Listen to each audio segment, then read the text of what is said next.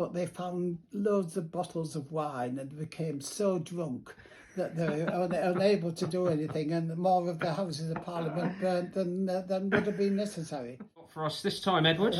Well, these is very rare Exchequer tally stick. This stick of wood had notches put in it to represent the value of the money. The thumb width there was £100.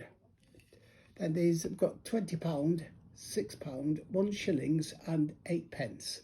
Stick had the details of the transaction written down both sides, that side and the side that has gone. The stick was then split into two.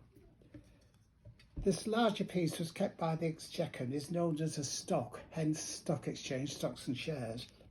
The small piece was known as the foil, hence the counterfoil of a cheque. And it was also known as the short end of the stick. That is where that saying comes from. And when the tax actually became due, the chap with the short end of the stick said, well, I've already paid it. And he had to produce his short end of the stick and it had to match the stock held by the Exchequer, not only in the notches, but also the grain of the wood.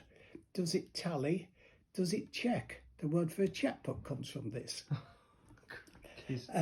This one is a relatively late one, dated 1821, and it's for money lent in York. Ebor, it says, Ebor, 1821.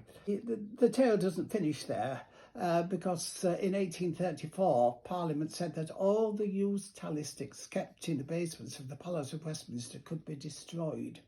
So they took 2 wagon loads of tally sticks and filled the furnaces and succeeded in doing which Guy Fawkes failed to do. They burnt the Houses of Parliament down.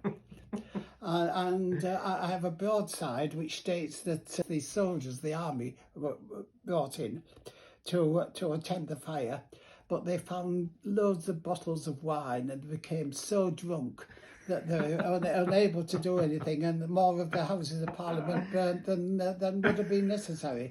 But a fascinating history of tally sticks. Absolutely brilliant.